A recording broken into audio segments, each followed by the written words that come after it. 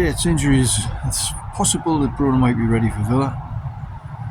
Miley, a little bit out. Maybe Joe Linton is going to be quicker back than thought. An injection over in Spain, and said only one injection needed. It'll be a matter of weeks, not months. It all depends what sort of team he's planning on over in at Villa. But it's a cup, so he's going to be trying as strong as he can. Anyway, you might have noticed I've made some big changes to this channel. I mean, I used to just do videos of music, non-league. This is definitely a different direction, and possibly might need to change the name. I don't know yet. Next thing, right. A lot of people ask me what's going to happen with this stadium.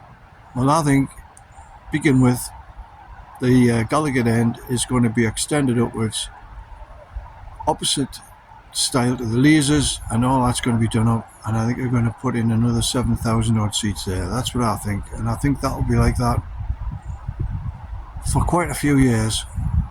They also say, and I still think, well, Eddie says as well, there's not enough room in Leazes Park for a decent sized proper stadium that they need. They also say 70,000 is a max, so we'll wait and see. I'll put a picture of what I think it's going to look like in the next year or so. It depends with this Euro business as well. Depends how quickly they can extend that, but I think they will extend it. That's my opinion, for the time being. That's what I think. I mean, to be honest, they've been 4 years now. Yeah, and when City were taken over, and Chelsea, City had Mark Hughes, brought Mark Hughes in. To me, he was like an Eddie Howe style manager to bring in. Up and coming, young, and patience didn't stay along with him. He brought the players in, but they didn't stick with him. They moved on because they were able to bring in and spend more money on managers top class. I mean, Chelsea, they were able to bring Mourinho in straight away. He was the most up-and-coming manager in Europe, and he proved brilliant sign for them. Now City brought in Pep. Who would Newcastle be able to bring in? I don't want to bring anybody in. I don't think they need to. Eddie Howe has done much better than any Chelsea or Man City manager did when they first were taken over. And to be honest, Eddie Howe is now one of the top managers in Europe, full stop, as far as I'm concerned. And I want him to stay, and I think he will stay. How the hell do you replace Eddie Howe? Anyway, going back to what I was on about. When Man City got taken over, they were able to bring in Robinho, Tevez. They moved very quickly because they didn't have the restrictions Newcastle have. Chelsea were already slightly doing well, but they also brought in players.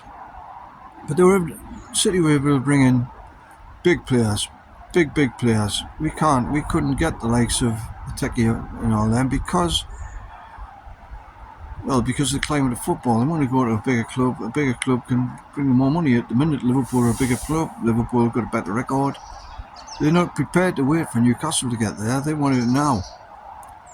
That's why we've been a bit under the radar. Bruno was under the radar. Isaac was under the radar. Tonali was under the radar. Brilliant players that now anybody would have gone for. And apparently people are going for Tonali now. Man United again mentioned. Arsenal again mentioned. In the summertime, I think he appears himself okay. He's not complaining. I think it'll not depend on how high we finish in this league and what we qualify for next season, including bringing players in. That's why it's so vital to get these wins now and get up that table. And probably vital to battle in the FA Cup as well. Anyway, that's my little updates for today, and we'll see about the Villa game coming up. Till then, take care. Bye-bye.